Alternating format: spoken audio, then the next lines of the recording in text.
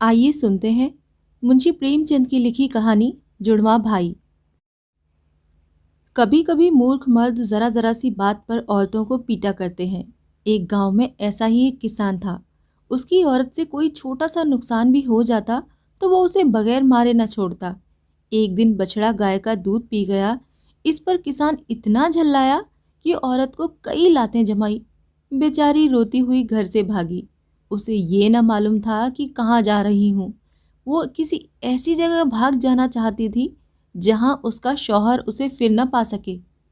चलते चलते वो जंगल में पहुंच गई। पहले तो वो बहुत डरी कि कोई जानवर न उठा ले जाए, मगर फिर सोचा, मुझे क्या डर। जब दुनिया में मेरा कोई अपना नहीं है तो मुझे जीकर क्या करना है। मरकर मुसीबत से तो छूट जाऊंगी।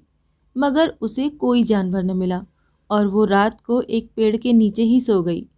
दूसरे दिन उसने उसी जंगल में एक छोटी सी झोपड़ी बना ली और उसमें रहने लगी। लकड़ी और फूस की कोई कमी थी ही नहीं। मूंज भी इफरात से थी। दिन भर में झोपड़ी तैयार हो गई। अब वो जंगल में लकड़ियां बटोरती और उन्हें आसपास के गांव में बेचकर खाने पीने का सामान खरीद लाती। इसी तरह उसके दिन कटने लगे। कुछ दिनों बाद उस औरत के जुड़वां लड़के पैदा हुए। बच्चों को पालने पोसने में उसका बहुत सा वक्त निकल जाता और वो मुश्किल से लकड़ियां बटोर पाती। उसे अब रात को भी काम करना पड़ता, मगर इतनी मुसीबत झेलने पर भी वो अपने शौहर के घर न जाती थी। एक दिन वो दोनों बच्चों को लिए सो रही थी। गर्मी की रात थी। उसने हवा के लिए झोपड़ी का दरवाज़ा खुला छोड़ दिया था।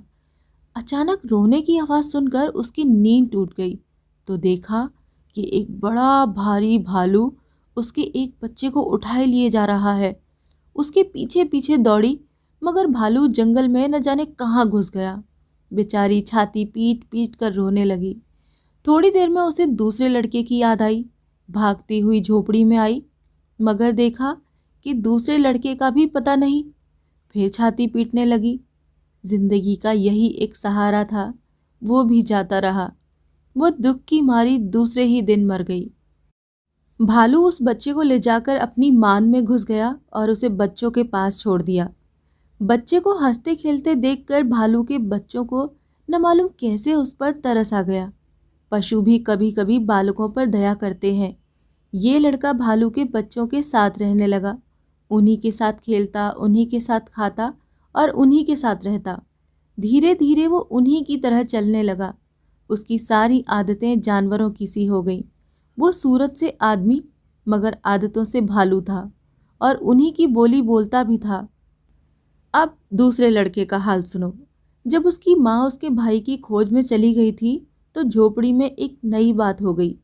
एक राजा शिकार खेलने के लिए जंगल में आया था और अपने साथियों से अलग होकर भूखा प्यासा इधर उधर भटक रहा था। अचानक ये झोपड़ी देखी तो दरवाजे पर आकर पुकारने लगा कि जो कोई अंदर हो, मुझे थोड़ा सा पानी पिला दो, मैं बहुत प्यासा हूँ। मगर जब बच्चे के रोने के सिवा उसे कोई जवाब न मिला तो वो झोपड़ी में घुस गया। देखा कि एक बच्चा पड़ा रो रहा है और यहाँ कोई नहीं है। वो बाहर निकलकर चिल्लाने लगा कि यहाँ कौन रहता है, जल्दी आओ, तुम्हारा बच्चा अकेले रो रहा है। अब कई बार पुकारने पर भी कोई नहीं आया तो उसने समझा कि इस बच्चे की माँ को कोई जानवर उठा ले गया है। राजा के कोई लड़का न था। उसने बच्चे को गोद में उठा लिया और घर चला आया। 20 वर्ष बीत गए। किसान का अनाथ बच्चा राजा हो गया। वह बड़ा विद्वान और चतुर निकला। बहादुर भी ऐसा था कि इतनी ही उम्र में उसने अपने बहुत से दुश्मनों को हरा दिया। एक दिन नए राजा साहब शिकार खेलने गए, मगर कुछ हाथ न लगा। निराश होकर घर की ओर लौटे आ रहे थे कि इतने में उन्होंने देखा कि एक अद्भुत जानवर एक बड़े हिरन को कंधे पर लादे भागा जा रहा है। उसकी शक्ल बिल्कुल आदमी की सी थी। सिर, दाढ़ी, मूछ के बाल इतने बढ़े हुए थे कि उसका मुंह करीब करीब बालों से ढक गया था। उसे देखकर राजा ने फौरन घोड़ा रोक लिया और उसे जिंदा पकड़ने की कोशिश करने लगे। वो जानवर हिरन को जमीन पर रखकर राजा की ओर दौड़ा। राजा साहब शिकार खेलने में चतुर थे। उन्होंने तलवार निकाली और दोनों में लड़ाई होने लगी। आखिर वो जानवर जख्मी हो गया। राजा साहब ने उसे अपने घोड़े पर लाद लिया और अपने घर ले आए। कुछ दिनों तक तो वो पिंजरे में बंद रखा गया, फिर कभी कभी बाहर निकाला जाने लगा। धीरे धीरे उसकी आदतें बदलने लगीं। वो आदमियों की तरह चलने लगा और आदमियों की तरह बोलने भी लगा। उसके बाल काट दिए गए और कपड़े पहना दिए गए। देखने वालों को अचंभा होता था कि इस जंगली आदमी की सूरत राजा साहब से इतनी मिलती है। मगर ये किसे मालूम था कि वो राजा साहब का जुड़वा भाई है, जिसे भालू उठा ले गया था। ये थी मुंशी प्रेमचंद की कहानी जुड़वा भाई।